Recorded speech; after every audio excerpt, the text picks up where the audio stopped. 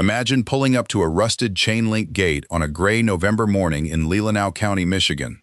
Apple country, tucked along the shore of Lake Michigan, and staring at 80 acres of orchard that hadn't been pruned or picked in over a decade. The rows are choked with wild brush. The old farmhouse has a sagging porch and plywood over half the windows. Inside the barn sits a hydraulic cider press, its wooden slats cracked and gray, rollers seized with rust. And out past the equipment shed stands a row of grain silos, empty and echoing, doors hanging open like they're still waiting for a harvest that never came. And there he is, Daniel Callahan, 41 years old. No orchard experience, no agriculture background, just a man who had spent the last 16 years managing supply logistics for a mid-sized beverage distributor in Grand Rapids, Michigan, and one day decided he was done. His wife thought he'd lost his mind. His co-workers made jokes in the break room. Even the county extension office told him, politely but firmly, that trees left unpruned that long would need years of rehabilitation before they'd bear anything worth selling. But Daniel just nodded, signed the closing papers, handed over $210,000 of his savings, and walked through that rusted gate like it already belonged to him. Because it did. And what happened over the next 365 days? Nobody in that county saw it coming, not even close. To understand what Daniel did, you have to understand where he came from. Daniel grew up in Berrien County, Michigan, near the southern edge of the state's fruit belt. His grandfather, Frank Callahan, had run a small 9-acre orchard, mostly Northern Spy and Jonathan apples, pressing cider every October in a shed behind the house. Daniel spent every autumn there as a kid. He learned to tell a ripe apple by the give in its skin. He learned to read frost warnings off the evening sky. He learned that trees, if you're patient with them, will outlast almost anything. But life pulled him elsewhere. College, a job, a mortgage, a routine. For 16 years, he traded orchard mud for warehouse floors and inventory software. Then, in the spring of the year before he bought the land, his father passed away. At the reception afterward, his uncle, the last Callahan still connected to the old orchard, said something Daniel later told the local paper, the Leelanau Enterprise, he couldn't shake. He said trees remember who planted them. They'll wait as long as they have to. 4 months later, he found the listing for an 80-acre orchard property outside Suttons Bay, Michigan, a small town on the Leelanau Peninsula, surrounded by some of the best fruit-growing land in the Midwest. The previous owner, a retired grower named Walter Pilkington, had run the orchard for over 35 years before a stroke forced him into assisted living. He'd left everything: the cider press, the irrigation lines, the storage silos, the tractor, the pruning tools hanging exactly where he'd last used them. Some people saw a liability. Daniel saw bones worth rebuilding. The first thing Daniel did after closing was not what you'd expect. He didn't call a demolition crew. He didn't hire an arborist to clear the trees. He didn't post anything online.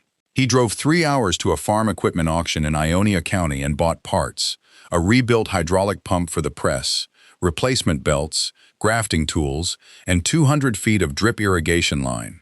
People at that auction who'd heard about the Suttons Bay sale gave him odd looks. One older grower reportedly muttered to a friend, "That's a lot of money for trees that might already be too far gone." But here's the thing about Daniel Callahan. 16 years in beverage logistics had taught him inventory cycles, spoilage math, and seasonal demand better than most agronomy graduates. He'd spent the entire winter before closing studying orchard rehabilitation. He read everything on renewal pruning, integrated pest management, and small batch cider fermentation. He drove out to visit 2 working orchards in western New York and one across the state line in Door County, Wisconsin, filling a battered notebook with diagrams, timelines, and cost breakdowns. He wasn't guessing, he was executing. By late winter, the seized rollers on that old cider press had been freed and rebuilt. The silos had been swept out, patched, and fitted with new venting. The irrigation lines had been flushed and pressure-tested row by row. Daniel worked from dawn until dark. Alone, mostly, with weekend help from his younger sister Claire, who drove up from Kalamazoo when she could. He started renewal pruning in March, cutting hard into decades of neglected growth, section by section, following a rotation plan so the whole orchard wouldn't be shocked at once. He top-worked a block of dying trees with new grafts, betting on varieties suited for both eating and pressing. Neighbors slowed their trucks to watch. A few stopped to share opinions he hadn't asked for. One grower who'd worked the next property over for almost 30 years came by in April and told him the north block was finished, his word, and that Daniel would be lucky to get a token harvest off it before 3 more years passed. Daniel thanked him for the visit. Then he went back to pruning. By June, the trees he'd cut hardest were pushing out strong new growth. He set up a small roadside stand at the end of his driveway, selling early bunches of rhubarb and the first thinnings from his vegetable rows, just to keep cash moving while the orchard recovered. By July, a specialty grocer in Traverse City had reached out, asking if he'd have fruit to supply that fall. He said yes. Now here's where the story turns into something nobody expected. Remember that rebuilt cider press sitting quiet in the barn since February? By late summer, Daniel had a plan to run it on drops and thinnings, the smaller, imperfect apples most growers discard, using a slow press, small batch method he'd modeled after techniques from growers in western Michigan's cider circuit. The juice came out darker, tartar, and more complex than the mass market stuff on grocery shelves. He bottled it under a name he'd stenciled onto the labels himself, Callahan Orchard Cider. Word moved fast. A short clip his sister Claire filmed of the old press running for the first time in over a decade, posted almost as an afterthought, got picked up by a regional food and farming account and shared several thousand times within days. By September, he had a waiting list for cider subscriptions. But the real shock was that North Block, the one the neighbor had called finished. After a season of aggressive pruning, compost top dressing, and careful irrigation, the same trees that had barely fruited in years were loaded by harvest. He picked the North Block in late September, and it out-yielded every other section on the property. The neighbor who'd written it off in April came back in October. He stood at the edge of that block for a long moment, looking up at branches bent with fruit. Then he said, "I don't know what you did to these trees, but I'd like to hear it." They talk regularly now. He sends customers Daniel's way. 1 year after Daniel Callahan signed the closing papers and walked through a rusted gate into a forgotten orchard on the Leelanau Peninsula, here is where he stands. Callahan Orchard is now producing fruit across 60 of its 80 acres, running a small batch cider operation out of the rebuilt press, and supplying 2 grocers and 1 restaurant in Traverse City. He runs a fall subscription box with 54 paying members who pick up cider, apples, and seasonal produce every other week through harvest season. His first-year gross revenue? Just over $88,000. Not a fortune, but real profit, in year 1, on land that hadn't produced a marketable harvest in more than a decade. The county extension office that once gently warned him about the trees? They invited him to speak at their spring fruit growers meeting the following year.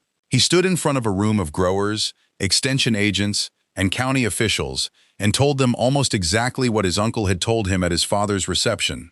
Trees remember who planted them. They'll wait as long as they have to. The room gave him a long, quiet round of applause. Daniel Callahan didn't have the perfect background. He didn't have an agriculture degree. He didn't have the support of everyone around him when he started. What he had was a plan, a notebook full of research, a pair of worn gloves, and the willingness to walk through a gate everyone else had written off. And in 12 months, he turned a forgotten 80 acres on the Leelanau Peninsula into something that made an entire county stop and reconsider what they thought they knew about second chances, and about what old trees can still give you if someone finally shows up to tend them. If this story moved you, if it reminded you that it's never too late to bet on something real, then do one thing right now. Hit that subscribe button. Every week, we bring you stories just like Daniel's. Stories of people who took the road nobody believed in, did the work nobody was watching, and came out the other side with something that cannot be taken away. These are the stories that don't make the front page, but they should. Subscribe, turn on notifications, and come back next week, because the next story we have lined up is even more unbelievable than this one.